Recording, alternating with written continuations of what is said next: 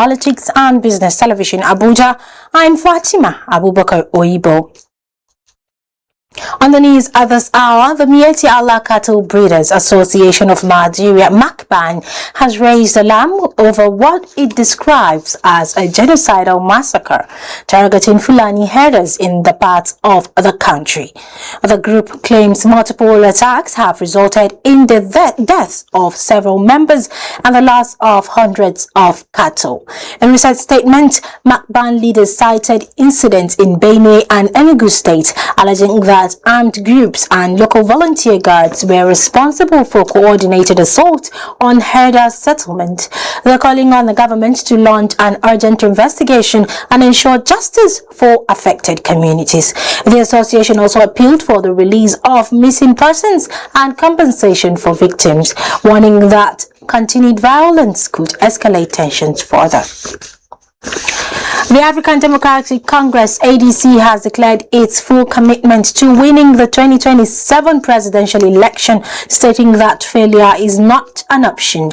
At the party's inaugural National Working Committee meeting, Chairman David Mark emphasized that the ADC aims to build a legacy beyond just winning power.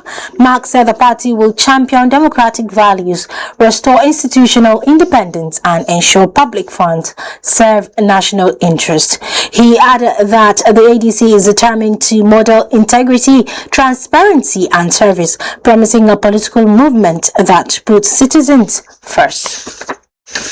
Meanwhile, the Supreme Court has reserved a judgment in a suit filed by the Osun State government against the Attorney General of the Federation over the withholding of local government funds.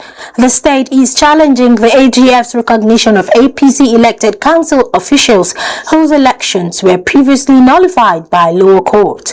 A 7-member panel led by Justice Uwani Abaji heard arguments from both sides and announced that a judgment date will be communicated later. Osun is seeking the release of withheld allocations and a ruling to prevent future seizures, citing constitutional violations and disregard for existing court rulings.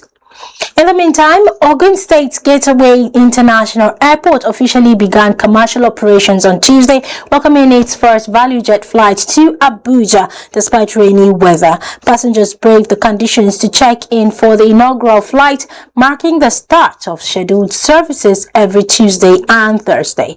Governor Dakpo Abiodun met with aviation officials in Abeokuta to discuss reforms and emphasize the state's commitment to safety, efficiency, and regulatory compliance as full-scale operations begin. Return flight from Abuja are set to depart at 4 p.m. and arrive at Gateway International by 5:15 p.m. according to the governor's media advice.